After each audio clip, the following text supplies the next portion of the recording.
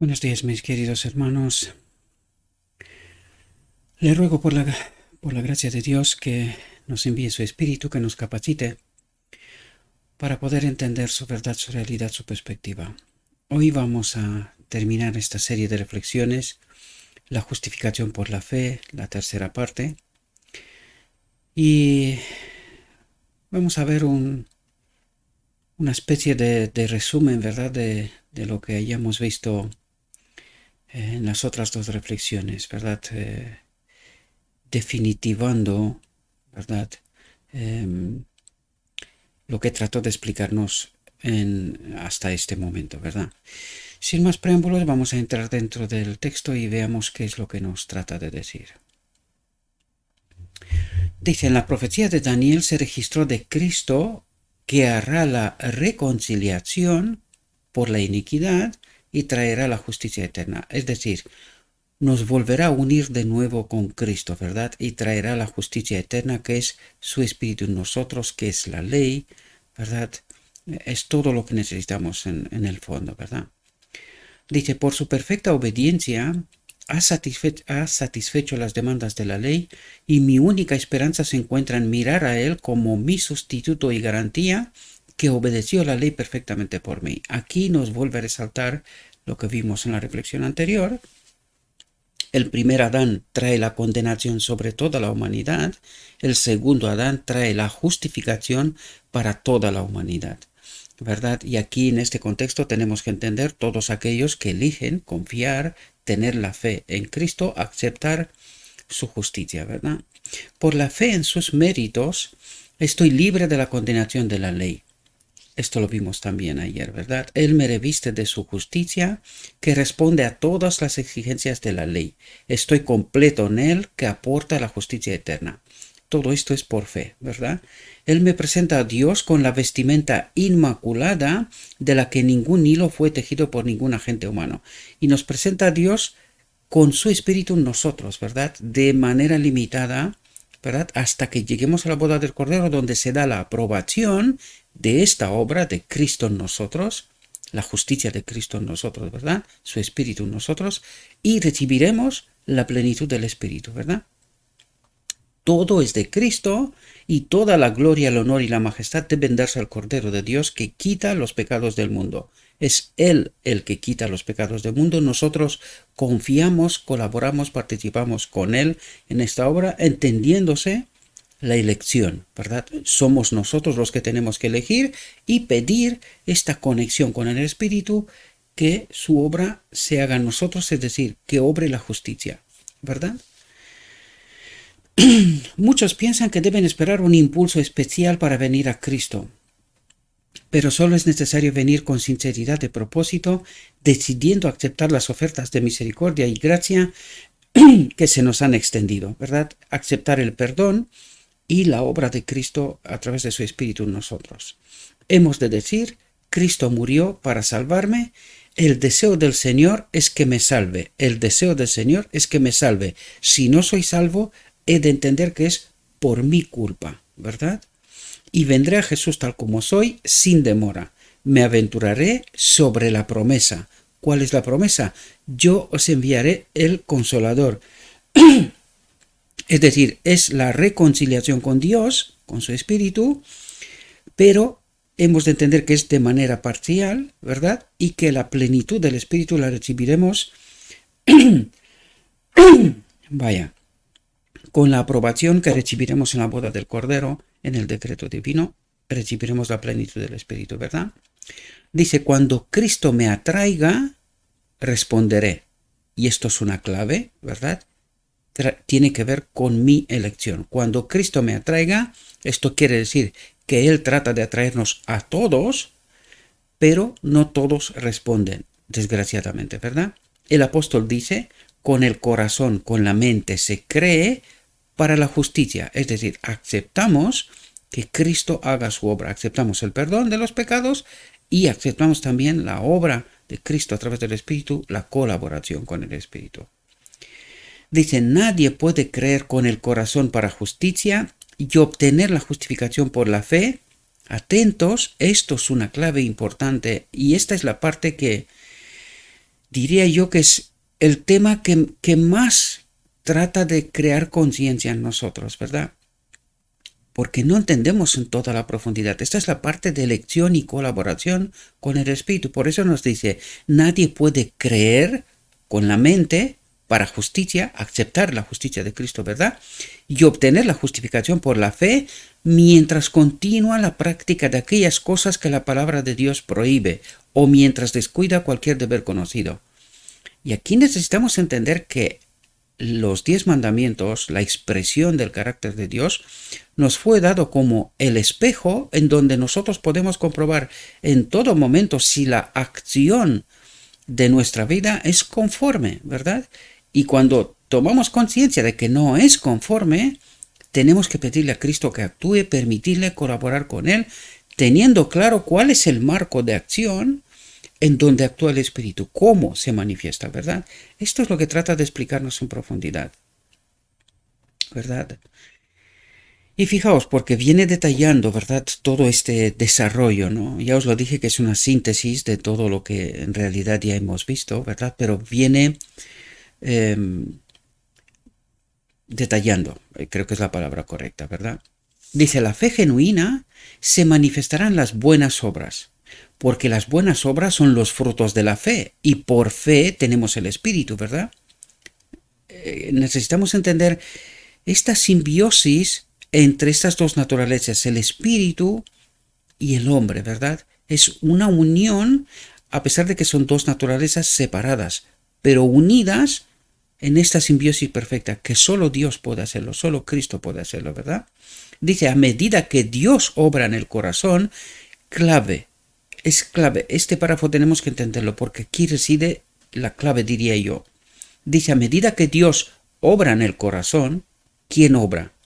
Dios obra en nuestra mente, dice, y el hombre rinde su voluntad a Dios. Por lo tanto, aquí es donde yo os decía en reflexiones anteriores que necesitamos estar en esta onda, ¿verdad? Es como una radio que la antena transmite constantemente el programa, la frecuencia, ¿verdad? Pero si yo, la radio entienda, la máquina, no está en esta frecuencia, no entiende la obra de Dios en el corazón, no entiende cuál es su voluntad, ¿verdad? No está en esta conexión, en esta dependencia vital que nos explicó en reflexiones anteriores, ¿verdad? Y nosotros tenemos que rendir su voluntad a Dios, entendiendo en todo momento cuál es la voluntad de Dios. A esto se refiere, y elegirle a Él, ¿verdad? Someternos a Él, según su voluntad, según lo que se nos da, ¿verdad? En nuestra experiencia diaria en esa dependencia vital. Y coopera con Él, dice, realiza en la vida lo que Dios obra en ella por el Espíritu Santo, y hay armonía entre el propósito del corazón, la mente y la práctica de la vida. Este es el meollo de la cuestión, queridos. Este es el meollo de la cuestión. Nosotros tenemos que experimentar esta realidad. Y cuando entiendes lo que nos pide aquí, te das cuenta de por qué estamos como estamos, ¿verdad? Precisamente porque no cuidamos esta dependencia vital, no cuidamos esta relación, no estamos en onda, no estamos atentos en todo lo que nos pasa a diario, porque Dios obra en nuestra mente, ¿verdad? Y nosotros tenemos que estar atentos. ¿Cuál es la voluntad de Dios en todo momento? ¿Cómo podemos entender esto de una manera práctica? Mirando a Cristo, la obra de Cristo terrenal. ¿Cómo obró Cristo? ¿Verdad? Cuando se les presentó distintas ocasiones, ¿cómo actuó Cristo? ¿Cómo entendió Cristo? ¿Cómo se dio cuenta de la obra del Espíritu? Y os vais a dar cuenta que en muchas ocasiones Cristo sabía con antelación lo que iba a pasar. ¿Cómo es posible esto? Por la obra del Espíritu, ¿verdad? Por lo tanto, estamos invitados a una conexión de este tipo. Yo sé que no es fácil, por eso estamos como estamos. Pero justo esto nos trata de decir, a medida que Dios obra en el corazón, en nuestra mente, y el hombre rinde su voluntad a Dios y coopera con Él, realiza en la vida lo que Dios obra en ella por el Espíritu Santo, y hay armonía entre el propósito del corazón y la práctica de la vida. Y es lo que venimos diciendo, es decir, nosotros ya no elegimos vivir para este mundo, como este mundo, ¿verdad? Sino que nuestros propósitos son mucho más altos. Es el reino de Dios. ¿Y qué es lo que persigue Dios de aquí? Las almas, a los hombres, ¿verdad? Él quiere rescatar al hombre. Todo lo demás, incluido el hombre mismo, seremos recreados, ¿verdad? Pero incluso la tierra, por lo tanto, no necesita nada de aquí. Fue Él quien lo creó todo. Lo puede volver a crear, ¿verdad? A recrear de nuevo. Lo único que necesita es las almas. Por lo tanto, esta es la obra que tenemos que colaborar con Cristo. Cuando entendemos cuál es la voluntad de Cristo, qué es lo que quiere hacer, entendemos que lo único que Cristo necesita son almas. Gente que le escoja a Él, ¿verdad? Se debe renunciar a todo pecado como la cosa odiosa que crucificó al Señor de la vida y la gloria. Se debe renunciar a todo pecado. Y ahí es donde nosotros estamos constantemente delante del espejo, que es verdad, nos condena, pero precisamente cuando nos condena nos está diciendo lo que nos falta. Y nos dice, tienes que pedir, ¿verdad? Tienes que pedir el Espíritu, tienes que pedir la obra. Y esto es precisamente lo que está intentando hilar fino, como digo yo, ¿verdad? Es dedicarle tiempo para poder entender todo esto, porque no es fácil explicarlo, ¿verdad? Esto es una vivencia, es una experiencia, lo decíamos también en reflexiones anteriores. Se debe renunciar a todo pecado como la cosa odiosa que crucificó al Señor de la vida y la gloria. Es decir, elegir no transgredir, no separarnos de Dios, sino estar constantemente en lo que es la voluntad de Dios. Dice, el creyente debe tener una experiencia progresiva. ¿Os dais cuenta? Este proceso de educación, una experiencia progresiva haciendo continuamente las obras de Cristo. Y necesitamos educación para esto, ¿verdad? Porque la realidad es, ¿por qué nos resulta raro esto? Perdón, porque no lo entendimos y mucho menos experimentado. Por lo tanto, el creyente debe tener una experiencia progresiva haciendo continuamente las obras de Dios. A medida que caminamos con Cristo, entendemos, experimentamos, comprendemos cuál es la real voluntad de Dios, de Cristo. Y cuando entendemos esto, nos resultará fácil porque Él nos da el poder, Él obra en la mente, nos da el poder para que estas elecciones que nosotros entendiendo hacemos, tomen forma, ¿verdad? Se conviertan en una realidad. Dice, es por la continua entrega de la voluntad, por la continua obediencia, que se retiene la bendición de la justificación. Permanecemos en esta bendición de la justificación. Eso es lo que trata de decir. Es una experiencia continua. No podemos ser fluctuantes. Hoy peco, mañana dejo de pecar y pasado mañana vuelvo de nuevo. ¿Por qué? Dios no juega esto. Esto no es un juego, ¿verdad? Lo decía yo en muchas reflexiones anteriores. Esto no es un juego, esto es una cuestión muy, pero que muy, muy seria. Y nos damos cuenta cuando nos explica lo que nos explica. Y uno se pregunta, ¿estoy yo en esta experiencia? ¿He alcanzado yo este nivel, esta progresión de hacer continuamente la obra de Cristo? ¿Entendéis? Porque por eso nos decía antes, si nosotros seguimos haciendo las obras del enemigo, pues no estamos justificados, no estamos en la justicia de Cristo, ¿verdad? Y esto es lo que nos trata de hacer entender. Esta experiencia, esto es lo que necesitamos, esta experiencia progresiva haciendo continuamente las obras de Cristo. Por eso todavía hay sangre en el día de la expiación, porque está claro que cometeremos errores, ¿verdad? Pero no podemos dejar de estar en esta experiencia progresiva. Es por la continua entrega de la voluntad, por la continua obediencia, que se retiene la bendición de la justificación. De otra manera, no estamos justificados, no estamos en la justificación, ¿verdad? Y ahí es donde en muchas ocasiones nos decía, el Espíritu de Cristo no puede estar en cualquier condición con nosotros. Y esto es lo que trata de decirnos aquí. Cuando no estamos en obediencia, no estamos en esta dependencia vital, el Espíritu se retira. Podemos entenderlo a través de 1888. ¿Qué pasó entonces? ¿Cuál fue la voluntad de Dios? ¿Cuál fue el mensaje? ¿Qué hicimos? Desobedecimos, no confiamos. ¿Qué nos dijo la sierva? El Espíritu se ha retirado, porque Él no puede obrar en injusticia. ¿Cuál es la injusticia? Mi elección, contraria a la voluntad de Dios. No fuimos en la misma onda. Al no entender esto, y de hecho es una experiencia de toda la historia, al no entender esta realidad, el Espíritu se retira, nos deja nuestra elección, porque Él no puede infringir nuestra libertad de elección. Consciente o inconsciente, eso da igual, ¿verdad? Esto da igual. Nosotros tenemos que ser conscientes, porque por eso se nos puso el Espíritu a nuestra disposición. Y cuando no estamos conectados, podemos estar en la iglesia, que es lo que les pasó a los de 1888. Podemos estar en la iglesia, pero al mismo tiempo alejándonos de Cristo, lo que nos dijo en reflexiones anteriores, ¿verdad? Porque no estamos en esta cooperación con Cristo, en esta dependencia vital. No entendemos, elegimos mal y nos quedamos solos. O mejor dicho, ocupa el templo un otro espíritu, ¿verdad? Y hace de las suyas. Nos confunde, ¿no?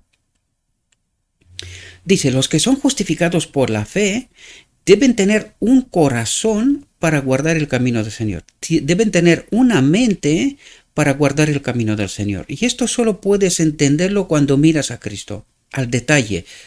Toda la obra de Cristo, poniendo preguntas constantemente. ¿Por qué Cristo actúa de la manera que actúa?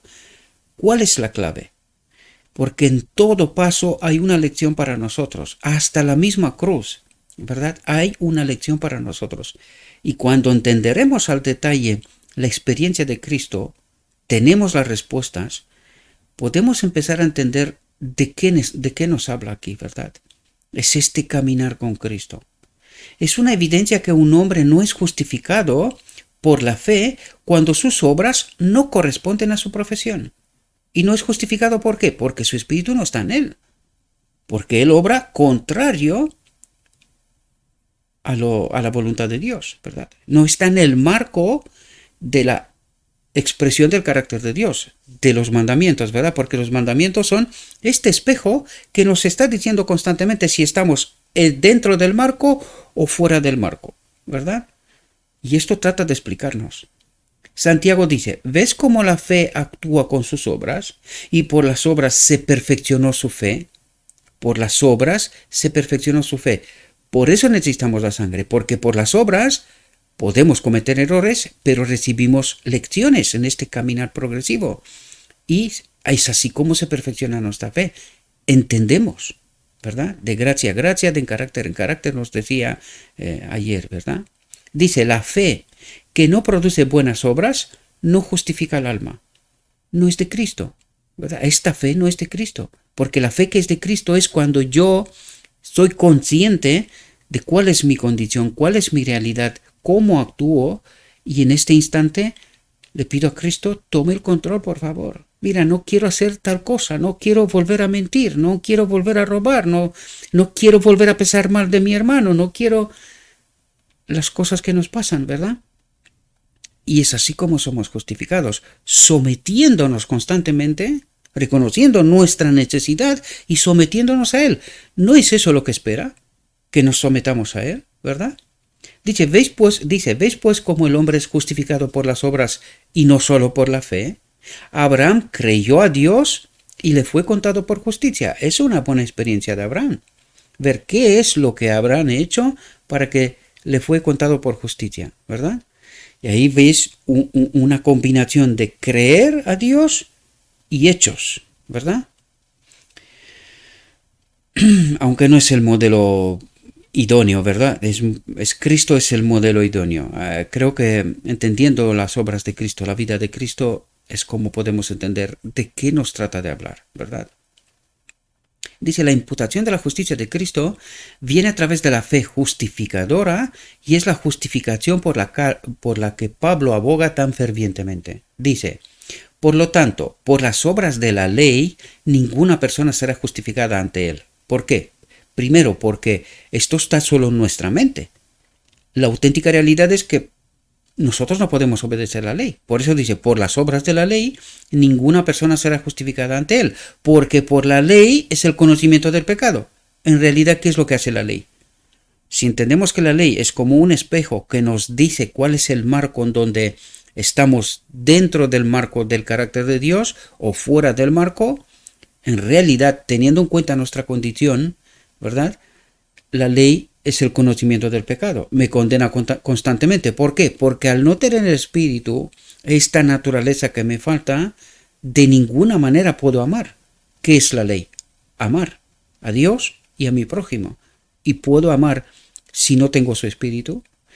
Y esto trata de decir, nosotros nos quedamos con el espejo, tratamos de obedecer el espejo, el manual de instrucciones, pero no entendemos que nosotros no podemos. Nos falta precisamente esta energía vitalizadora que pone en marcha todo, ¿verdad? Lo que es inerte, ¿verdad? Pero ahora se manifiesta la justicia de Dios sin la ley. Porque ¿cuál es la justicia de Dios? Es toda la obra de Cristo. Pentecostés, la clave, su espíritu en nosotros, y su espíritu en nosotros necesita la expresión del carácter de Dios, los 10 mandamientos, a esto hace referencia, sino que su espíritu en nosotros ya es la ley. Esto es lo que trata de decirnos, porque lo que trata Pablo de hacer aquí es remediar un concepto erróneo que lo tenían los judíos.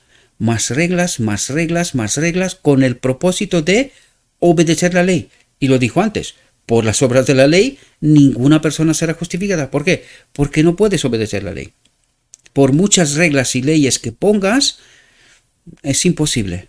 Lo que necesitamos es la energía vitalizadora, el espíritu. Sin el espíritu, imposible. Y cuando tenemos el espíritu, tenemos la ley. Por eso nos dice aquí, pero ahora se manifiesta la justicia, el espíritu de Dios, sin la ley. ¿Por qué? Porque Él es la ley. ¿Comprendéis? Atestiguada por la ley y los profetas, la justicia de Dios que es por la fe de Jesucristo para todos y sobre todos los que creen.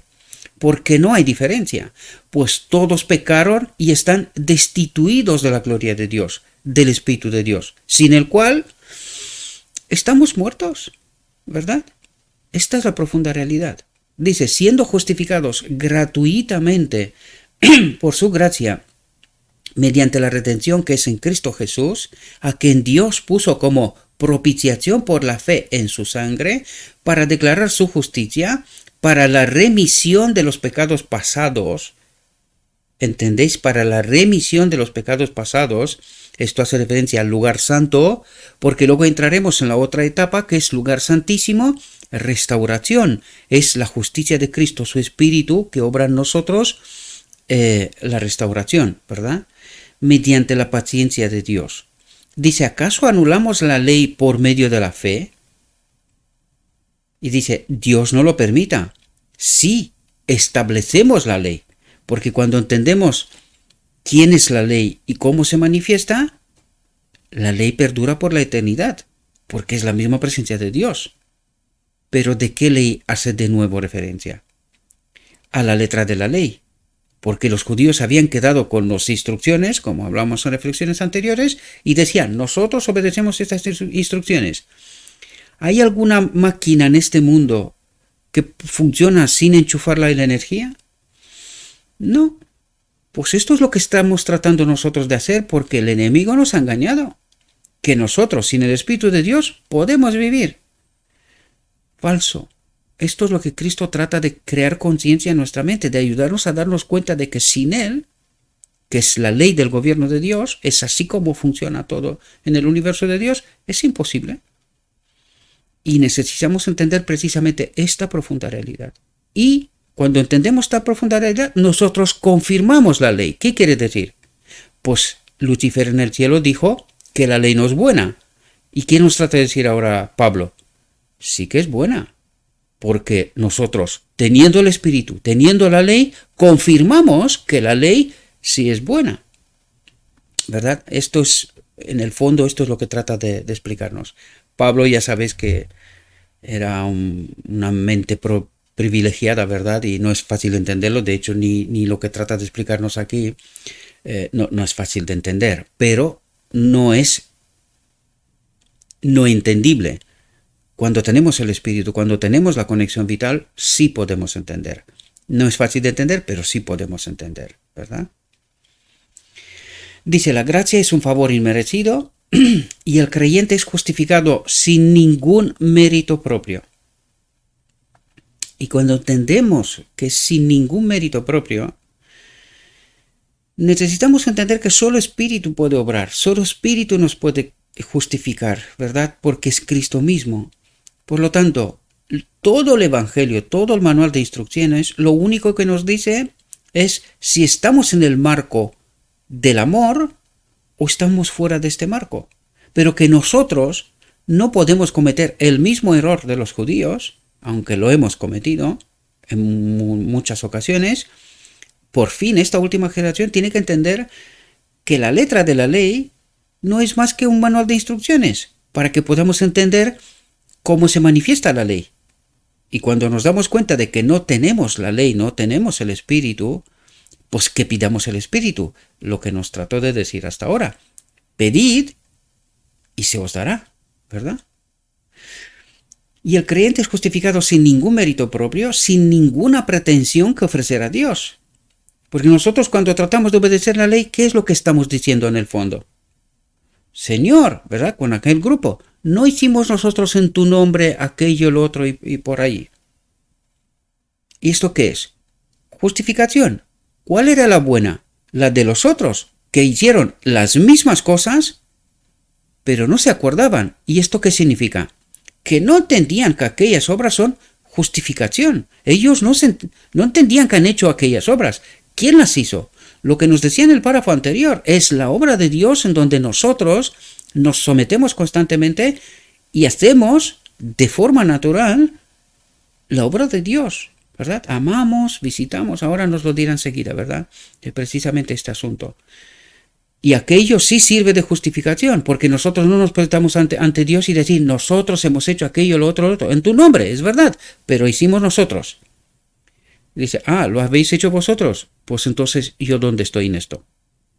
No lo estoy. Entonces, la única justificación es a través de Cristo. Sin Cristo no hay justificación, aún haciendo lo mismo. Porque si te fijas en los dos grupos, hicieron lo mismo.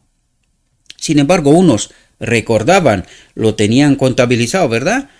Todo lo que hicieron, lo hicimos nosotros en tu nombre. ¿Por qué? Para justificarse, ¿verdad? Sin embargo, los otros ni se acordaban. ¿Por qué? Porque vivieron de manera natural, hicieron en todo momento lo que entendían que tienen que hacer. ¿Y qué hacían? Guiados por el Espíritu, respondían. Por eso os contaba yo en alguna ocasión este maldito dicho que tenemos nosotros en la iglesia, no, que esta gente viene por panes y peces. ¿Y cuál es el problema? ¿Será que Cristo no es capaz de proveer pan y pez suficiente para todo el mundo y que sobre? Entendamos mejor a Cristo. ¿Qué es lo que hizo? No una vez. Cristo provee todo, ¿verdad? Por lo tanto, que vengan por panes y peces, no pasa nada. Mientras miren a Cristo y se dejan atraídos, Él puede obrar, si entendemos todo el proceso, ¿verdad? Por eso nos invita a abandonen este mundo. Cuando dice abandonen este mundo, no nos dice subiros en una nave e ir a Marte. No se trata de esto. Se trata de dejaros de estar agarrados a lo vuestro pensando, no, mi casa es mi casa, mi cuenta de banco es mi cuenta de banco, mi coche es solo mi coche. Sí. Es decir, necesitamos entender que Él nos invitó a experimentar el reino de Dios desde aquí. ¿Qué ocurre en el reino de Dios? Todo es de todos. ¿Qué hizo con Adán en Edén? Todo lo que Dios creó es de Dios. ¿Por qué se creó el memorial de la creación el sábado? Acuérdate de quién es todo lo que está creado. Es de Dios. ¿Y qué era Adán? Un administrador de lo que es de Dios. ¿Y era de todos por igual? Este mundo estaba todo creado para que todos compartan todo, ¿verdad? Que se administren en lo que es de Dios. Cuando entiendes que no es de Dios, no hay una ley de propiedad. No, este es mío, el otro es de tanto. El reino de Dios no funciona así. El amor y el egoísmo no crea divisiones. no crea separaciones, sino que todo es común. Me acuerdo que una vez le preguntaban a Papa, ¿verdad? ¿Cuál es la mejor forma de gobierno que tenemos en la tierra que se le parece al cielo? Y lo dijo sin parar y sin condicionarse. El comunismo. ¿Qué es el comunismo? Es la forma común que todo es de todos. Pero claro, no es el comunismo de la tierra, porque este comunismo de la tierra está manejado ¿por quién? Por el enemigo.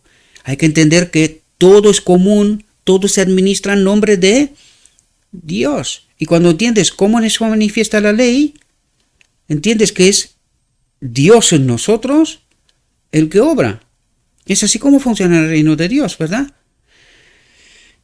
Necesitamos entender estas realidades, ¿verdad? Yo sé que no es fácil porque vivimos en un mundo y estamos en realidad en una contradicción constante, y es lo que también hace Cristo. Dios nos coloca constantemente ante contradicciones para encender la bombilla, para que pensemos, ¿verdad? Para que podamos entender la realidad profunda, no de superficie, ¿verdad? Dice, es justificado por medio de la redención que hay en Cristo Jesús, quien está en los tribunales del cielo como sustituto y garantía del pecador. En los tribunales del cielo. Aquí tenemos que entender que la última prueba que está puesta para la humanidad, que es también lo que pasó con Cristo. Recordad que cuando Cristo resucita, le dice a María, no me toques porque todavía no he subido al Padre. Por lo tanto, allí tiene que recibir la aprobación de que toda su obra fue una obra bajo la ley de Dios. Es decir, una obra de amor, ¿verdad? Y recibe la confirmación, ¿verdad? Porque la muerte de Cristo es precisamente una confirmación de que Él se ha sometido ¿hasta dónde? Hasta la muerte. La muerte ya es la última frontera, por decirlo de alguna manera. Ya no hay nada más allá de esto. Por tanto, se ha sometido hasta la muerte. Y recibió la confirmación. Bien, pues la última generación recibe también una confirmación cuando elige al sábado, que representa al Dios creador y de quien es todo lo que hay, o eligen el domingo, que es la señal del falso Dios, por decirlo de alguna manera. Pues en el cielo, en los tribunales del cielo, se decide si el pueblo de Dios, la última generación, ha glorificado a Dios, se ha sometido a su ley, ha entendido la realidad, la profunda realidad. Esto es lo que en el fondo trata de decirnos. Esta justificación que Cristo obra en nosotros es un sometimiento a la ley en verdad. Podemos entrar a la boda del Cordero. ¿Se puede confiar en nosotros, poner el Espíritu de Dios en nosotros y que podamos estar en el reino? Por eso Cristo es garantía. Dice sustituto y garantía. Es una garantía para la eternidad. Que esta obra que Él ha hecho hoy, a lo cual yo me someto, es una obra perfecta, es una obra total, completa. Y Él se ofrece como garantía que nosotros en el reino de Dios nunca jamás nos volveremos a separar de Dios. Hemos entendido ¿qué ha pasado? El conflicto, ¿verdad?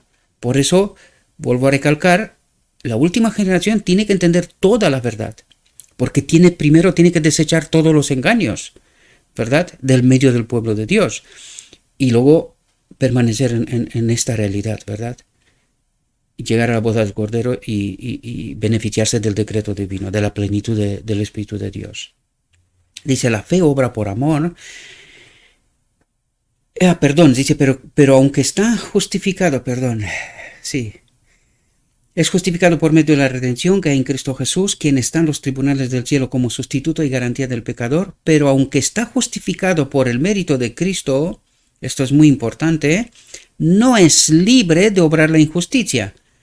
Esto no quiere decir que no es libre, sino que una vez justificado, ¿qué harás? Lo que ha hecho Adán. ¿Volver a separarte de Dios? ¿Volver a pecar? Que eso es lo que trata de decirnos. ¿Harás esto? Entonces, ¿puede Cristo ser mi garantía? Si yo vuelvo desde aquí a separarme de Dios de nuevo, a vivir en pecado, ¿cómo puedo entrar en el reino de Dios? ¿Se me dará la aprobación? ¿Se pondrá en mí la plenitud del Espíritu sin que mi vida sea una confirmación en realidad de esta justificación por medio de Cristo, de esta obra de Cristo en mi vida? Tenemos que entender también esas profundidades, ¿verdad? Porque no es tan fácil como nosotros creemos. ¿Verdad? No, no, de ninguna manera. Pecamos hasta que Cristo viene y luego pasará no sé qué y nos lleva al cielo. No es tan fácil. El cielo nunca dará aprobación por una vida de separación de Dios. ¿Cómo entraremos en el reino de Dios? Siendo potenciales peligros, que se vuelva a repetir la experiencia de Lucifer y los ángeles que han caído. De ninguna manera, esto no puede ser. Y Cristo no puede ponerse como garante de una vida así, ¿verdad? Que fluctúa. Hoy pecamos, mañana lo dejamos y así. Nuestra vida tiene que testificar que esta obra es progresiva, continua, hasta que llegue a la boda del Cordero. Por eso nos dice de una obra progresiva, porque es una obra de una vida que testifica que haya entendido la obra de Cristo, que se somete a la obra de Cristo y que está en este proceso progresivo hasta la plena estatura de Cristo, ¿verdad? La fe obra por amor y purifica el alma. La fe obra por el Espíritu y purifica el alma. ¿Y entendéis cuál es la auténtica fe? Esta es la auténtica fe. No es una fe solo teórica, sino una fe confiada, que elige constantemente que el Espíritu obre, que purifique el alma, ¿verdad? Y esto significa darme cuenta de cuál es mi condición, cuál es mi necesidad en todo momento. Hoy he cometido un error frente a mi hermano, en fin, he cometido un error.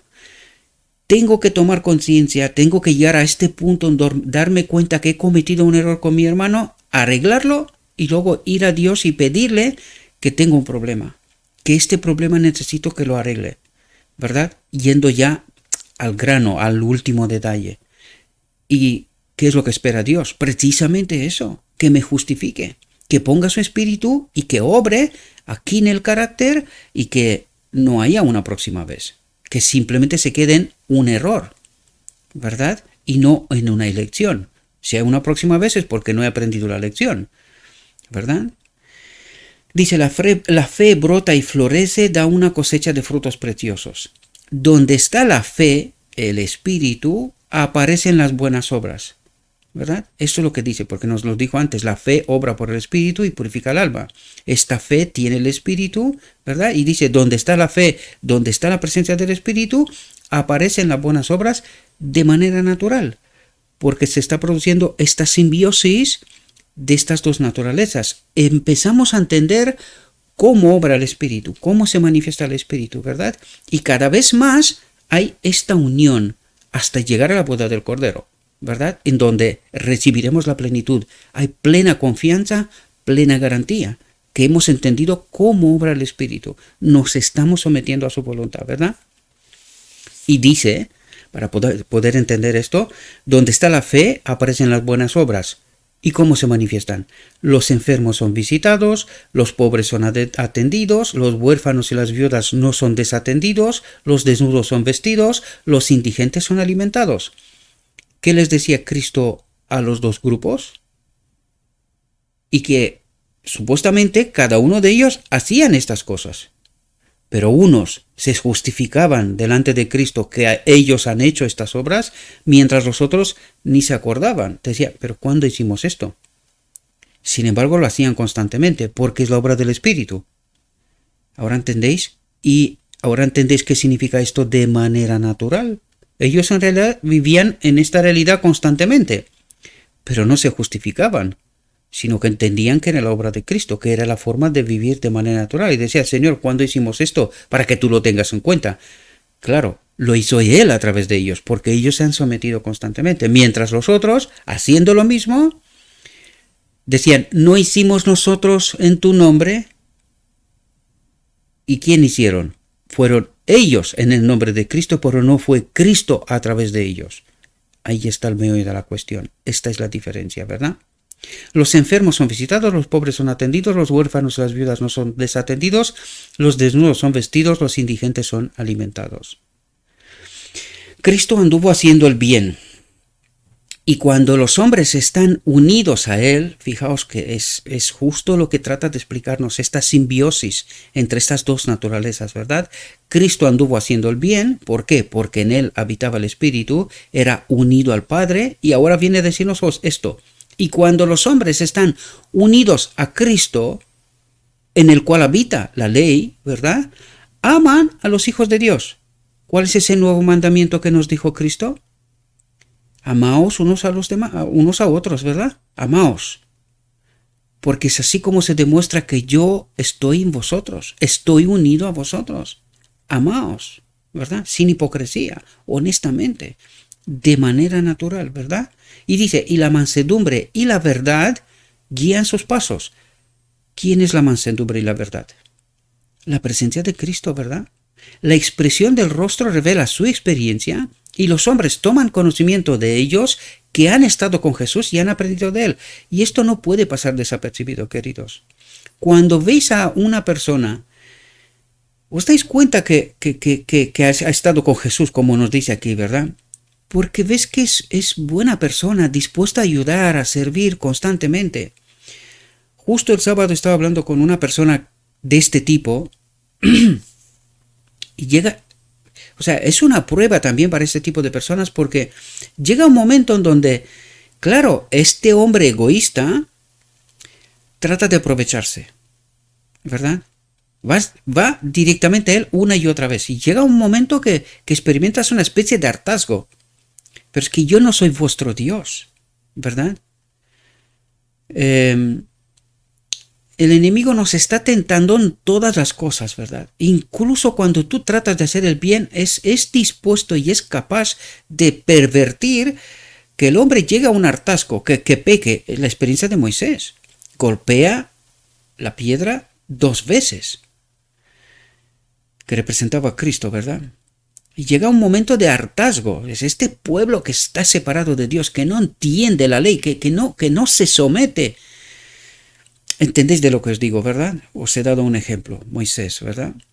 Y dice, ama a los hijos de Dios y la mansedumbre y la verdad guían sus pasos. La expresión del rostro revela su experiencia y los hombres toman conocimiento de ellos que han estado con Jesús y han aprendido de él.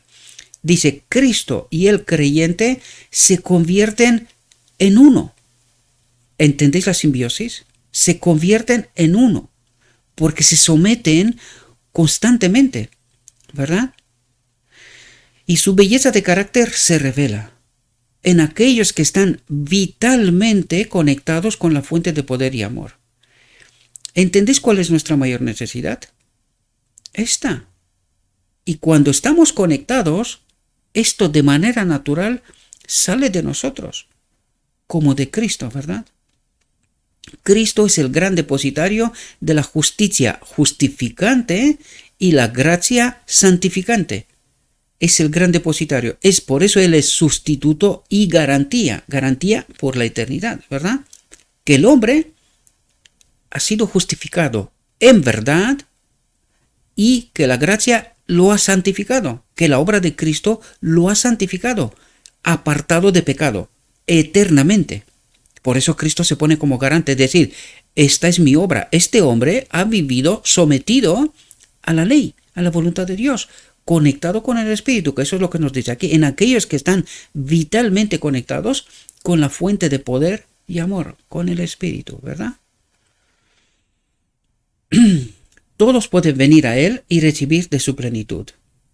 Él dice, venid a mí todos los que estáis fatigados y cargados, y yo os haré descansar. ¿Por qué? Porque yo pondré mi espíritu en vosotros, y si os sometéis a mi espíritu, mi yugo es fácil, ¿verdad? Dice, cuando entendemos la obra, nos sometemos a su obra, Él hará, ¿verdad? Él hará.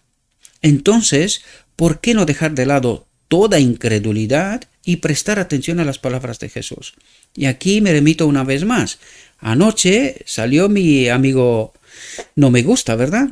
Creo que lo llamaré así, mi amigo no me gusta. Nada más saltó el vídeo, ¡pam!, no me gusta. Yo me pregunto, ¿trata de entender este hombre la verdad? ¿O le resulta todo tan increíble que es justo lo que nos dice aquí? Entonces, ¿por qué no dejar de lado toda incredulidad y prestar atención a las palabras de Jesús? Porque al fin y al cabo lo que aquí tratamos son las palabras. Es la palabra, es el verbo en acción, ¿verdad? Es Cristo mismo. Yo he dicho, vale, deja de escucharme a mí, porque, claro, le das al no me gusta, pero ¿por qué no dices cuál es tu problema? ¿Qué es lo que no te gusta? ¿Por qué actúas como un cobarde? Sal y di lo que no te gusta, porque no puede ser que todos los vídeos, casi todo, con pequeñas excepciones, supongo que aquellas no las ven y se está perdiendo la ocasión, ¿no? Pero casi todos los vídeos no me gusta. Oye, amigo, ¿qué no te gusta? Deja tu mensaje. A lo mejor te contesto, ¿no? A lo mejor quedamos en paz. Y al fin de cabo siempre lo digo, no me tienes que escuchar a mí, mis explicaciones. Pero quédate con lo escrito está. Trata de entender esto. Porque al fin de cabo, en el fondo, ¿a quién le das no me gusta? ¿A mí? ¿O a Cristo? A mí honestamente no me importa, ¿no? Simplemente lo digo de paso porque es precisamente lo que nos está diciendo el texto. Si eso es lo que te da la gana, dar no me gusta, pues adelante, tú mismo. Porque llegará un día cuando tendremos que dar explicaciones de por qué hicimos lo que hicimos y con qué espíritu. Y entonces sí que no podrás estar escondido, porque ante Cristo tenemos un problema. Ahí sí que tenemos que dar explicaciones. Y en aquel día tendrás que explicar por qué no te ha gustado y qué es lo que no te ha gustado. Lo que nos dice Cristo, un poco raro, ¿no? ¿Verdad? Pero en fin, esto delata que no lo utilizamos, ¿verdad? No utilizamos el cerebro. Accionamos como los animales, bajo impulso, ¿verdad? Porque si pensaríamos, ¿a quién le das no me gusta? ¿O qué es lo que no te gusta? ¿Lo que nos está diciendo Cristo? Si no te gusta mi cara bonita, bueno, vale, esto ya lo entiendo. Pero aún así, tendremos que aprender a amarnos, ¿verdad? Tendremos que aprender a amarnos, porque si no experimentamos este amor, no entraremos en el reino. ¿Tú te imaginas que tú y yo estaremos en el reino de Dios y no nos gustamos? Uno de nosotros no ha entendido bien las cosas, seguramente. Y seguramente uno de nosotros no entrará en el reino de Dios. Eso está claro, ¿verdad? Allí no puede haber ni una nota discordante, ¿verdad? Ni una mala cara o cosas por eso. No puede haber. No, eso no puede existir en el reino de Dios. Dice, ¿quieres descansar? ¿Anhelas la paz? Entonces di de corazón, Señor Jesús, vengo, porque me has dado esta invitación. Creer en Él con fe firme y Él te salvará. ¿Has mirado a Jesús, que es el autor y consumador de tu fe? ¿Has contemplado al que está lleno de verdad y de gracia? ¿Has aceptado la paz que solo Cristo puede dar? El Espíritu, ¿verdad? Esta es la paz. Yo os doy mi paz, mi espíritu, ¿verdad? Y no es como el de este mundo, ¿verdad? Sino que mi espíritu es la verdadera paz. De esto trata de hablarnos, ¿verdad? ¿Y cuál es la invitación? Hemos contemplado a Jesús, hemos mirado a Jesús para ver cómo se manifiesta la ley, el amor, ¿verdad? ¿Cómo se obedece la ley? Porque Cristo es el modelo. A Él tenemos que mirar. A través de Él tenemos que entender. Y esta es la invitación, ¿verdad? Si no lo has hecho, dice, ríndete a Él.